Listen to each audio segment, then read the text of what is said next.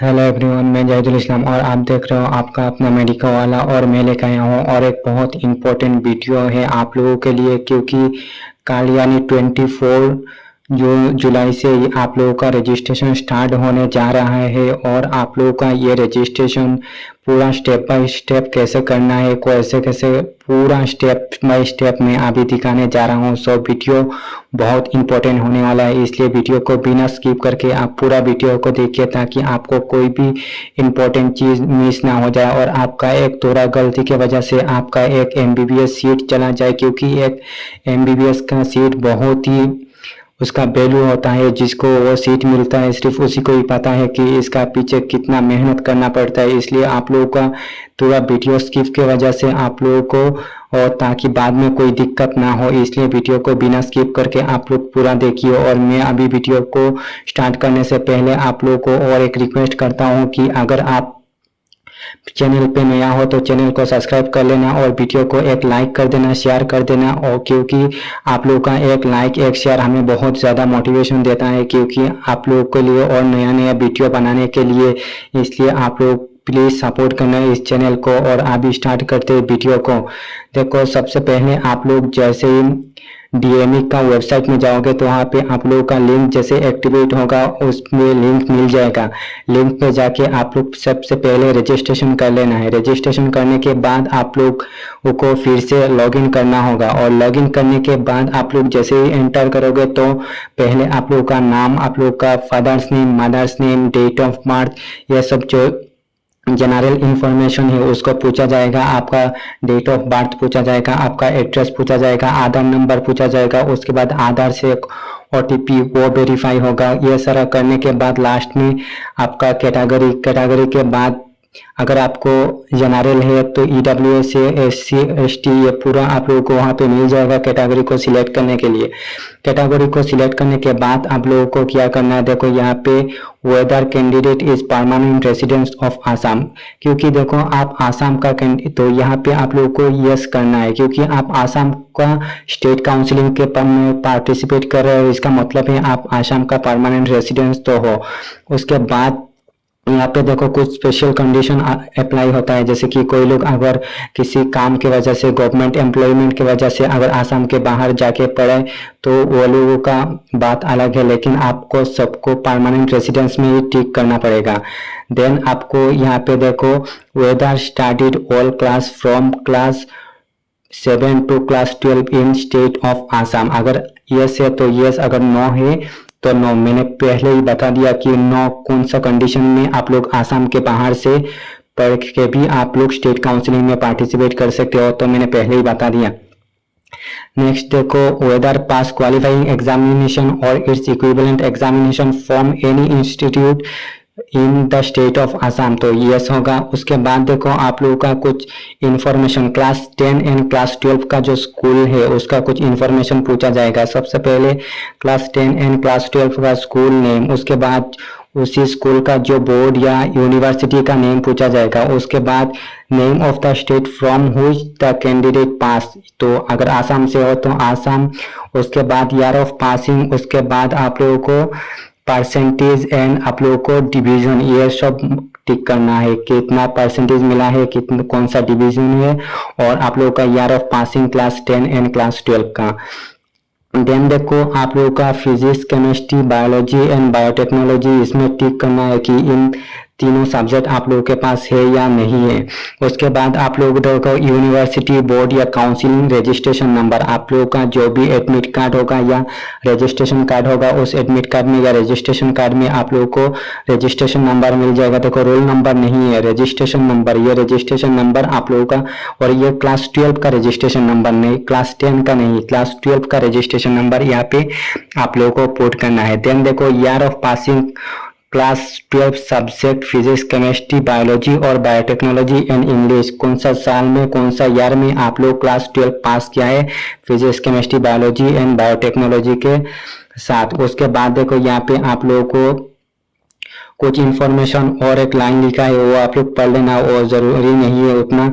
उसके बाद देखो आप लोग सब्जेक्ट आए, और ये क्लास 12 का सब्जेक्ट है। सब्जेक्ट क्लास 12 का कौन सा सब्जेक्ट में कितना मार्क मिला, physics, chemistry, biology, biotechnology and English, in 4 subject को ही आप पुट करना है। इन 4 सब्जेक्ट में थ्योरी में कितना मार्क है और आपको कितना मिला है, प्रैक्टिकल में कितना मार्क है और आपको कितना मार्क मिला है, और टोटल कितना मार्क है और आपको कितना मार्क टोटल मिला है। देन पीसीबी का परसेंटेज यहाँ पे कितना है, percentage of marks in physics, chemistry and biology in aggregates. आपको यहाँ पे फिजिक्स, केमिस्ट्री एंड बायोलॉजी का ही परसेंटेज है, और ये परसेंटेज जैसे ही आप यहाँ पे मार्क पुट करोगे तो मार्क पुट करने के साथ साथ ये परसेंटेज खुद ब खुद ही आ जाएगा।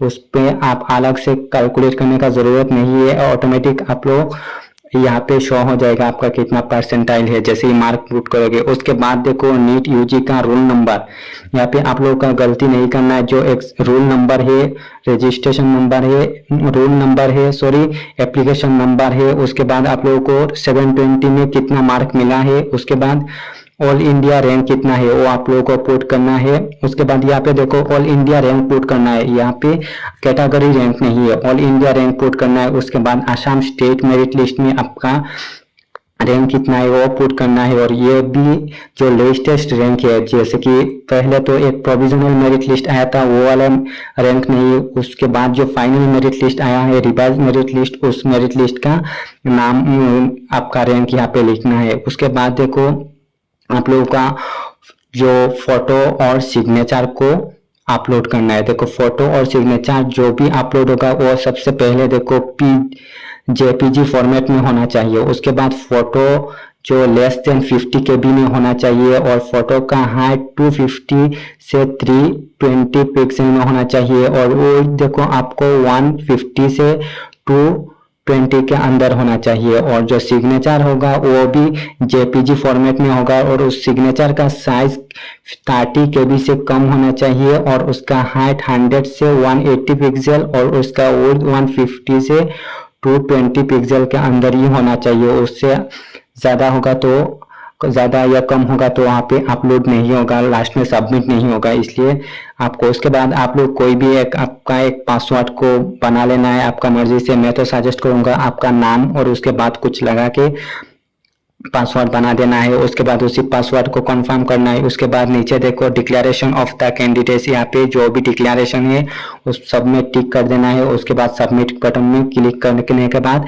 सबमिट हो जाएगा। सबमिट होने के बाद आप लोगों को फिर से होम पेज में आना है और आप लोगों को डॉक्यूमेंट अपलोड करना है। देखो डॉक्यूमेंट भी देखो जितना भी डॉक्यूमेंट होगा वो सारा का सारा PDF फॉर्मेट में होना चाहिए और 250 KB के अंदर होना चाहिए। और सबसे पहले देखो जो डॉक्यूमेंट है वो नीट का एडमिट कार्ड को आप लोग अपलोड करना है। देखो नीट का एडमिट कार्ड में भी एक यहाँ पे डाउट आता है कि कौन सा एडमिट कार्ड आप लोगों को अपलोड करना है। जो PDF है वो अपलोड करना है या फिर उसमें फोटो लगा के ताम लगा के उसको अपलोड करना है। तो इसमें देखो कोई भी चलेगा, अगर फोटो लगा के भी करोगे तब भी होगा, अगर नहीं लगा के तब भी होगा। उसके बाद आपका कोई भी ओरिजिनल फोटो आईडी है, Aadhaar card, driving licence, PAN card, passport वो। उसके बाद आपका क्लास 10 का एडमिट कार्ड, क्लास 10 का मार्कशीट, क्लास 10 का पास सर्टिफिकेट, क्लास 12 का मार्कशीट, क्लास 12 का पास सर्टिफिकेट। उसके बाद डिक्लेरेशन बाय पेरेंट्स। उसके बाद आपका जो भी कैटेगरी सर्टिफिकेट का सर्टिफिकेट वो आएगा। उसके बाद PRC permanent residence of Assam. उसके बाद आपका जितना भी एनेक्सर है, जो एनेक्सर आपका है, जो नहीं है, अगर आप जनरल कैटेगरी का है तो आपका सिर्फ 3 ही एनेक्सर है, एक डिक्लेरेशन बाय पेरेंट्स, एक स्कूल एनेक्सर और एक PRC वेरिफिकेशन का एनेक्सर। जनरल और EWS के लिए ये 3 ही एनेक्सर है, बाकी कैटेगरी के लिए अलग अलग एनेक्सर है। जिसका जो एनेक्सर है वो वही एनेक्सर को वहाँ पे अपलोड करेगा। और ये सारा जितना भी डॉक्यूमेंट्स है वो सारा PDF फॉर्मेट में होना चाहिए और 250 KB के अंदर होना चाहिए। उसके बाद आपका पूरा कंप्लीट हो जाएगा। उसके बाद जब भी चॉइस फिलिंग का टाइम आएगा आप लोग जाके फिर से लॉगिन करना है। लॉगिन करने के बाद आप लोग चॉइस फिल करना है। आप लोग का एक प्रेफरेंस लिस्ट अच्छा से बना देना है कि कौन सा कॉलेज।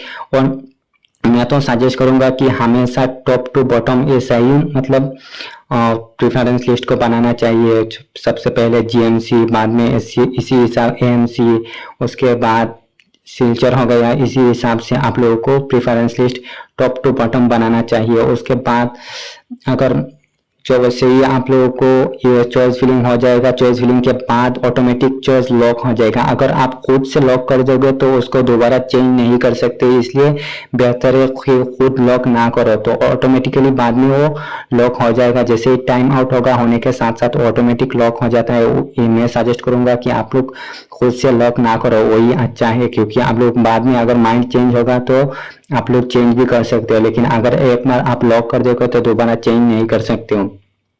उसके बाद देखो बहुत सारे लोग तो अपना अपना खुद का रजिस्ट्रेशन और जो भी अप्लाई है डॉक्यूमेंट अपलोड है वो खुद करेंगे। बहुत सारे लोग जाके कंप्यूटर शॉप में करेंगे, तो जो लोग कंप्यूटर शॉप में जाके करेंगे तो बहुत थोड़ा ध्यान से करना है, अच्छा से करना है, क्योंकि उस कंप्यूटर शॉप में जो बैठा है उसको उतना अच्छा से शायद नहीं भी पता होगा एक एमबीबीएस सीट का पीछे कितना मेहनत करना पड़ता है, कितना रात आप बिना नींद से जागे रहे थे, तो ये सारा उसको शायद नहीं भी पता होगा। इसलिए आप थोड़ा ध्यान से खुद का रिस्पॉन्सिबिलिटी से ये करना है, ताकि आप लोगों का कोई भी बाद में दिक्कत ना हो, कोई भी गलती ना हो आपसे।